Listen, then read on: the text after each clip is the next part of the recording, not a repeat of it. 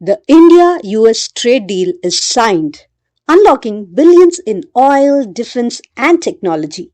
But it comes with one uncomfortable question. Why did India refuse to open its largest market even after 8 years of US pressure? Negotiators failed nearly a decade. Now, it's suddenly done. So, what was actually signed?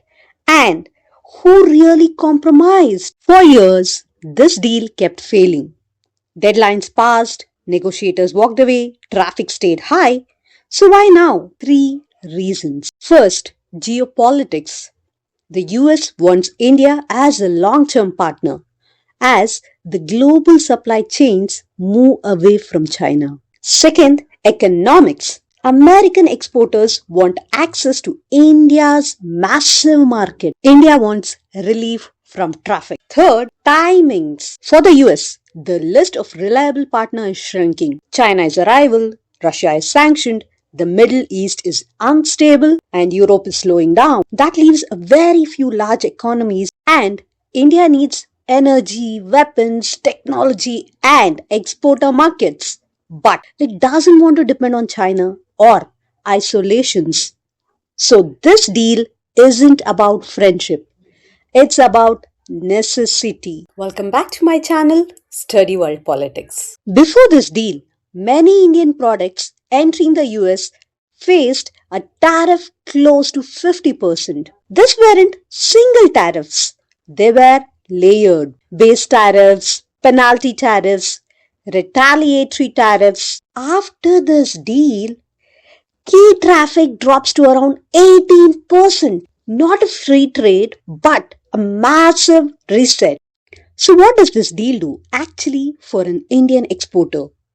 It makes their product affordable again in US. Clothing and textiles can finally compete on price. Indian medicines become easier to sell, not squeezed by traffic.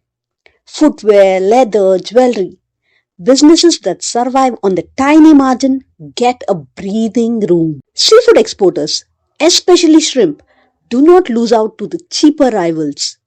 And electronics get a push as the companies look beyond China. It doesn't change everything overnight, but for exporters, it means fewer roadblocks and a fairer shot. So, where did India compromise? Not in exports, but in what it agreed to buy. First, energy. India agreed to buy more US oil, petroleum products, and coal. That helps the American energy companies and gives India safer, stable supplier. Second, defense.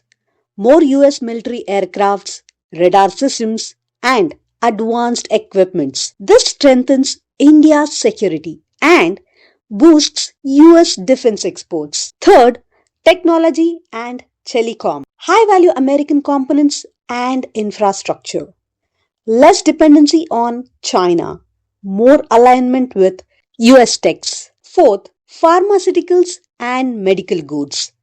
India opens more space for US medical products. Put together, this buying commitments could add up to hundreds of billions of dollars over time. Agriculture is where the trade deal usually collapses. India allowed limited access for the US farm products, especially wheat, pulse, some fruits. But dairy stayed closed. Milk powder, cheese, large scale dairy imports. Politically impossible because millions of small Indian farmers depend on it. This wasn't about winning or losing. India got tariff relief and export access. The US got energy, defense, and alignment. India protected dairy.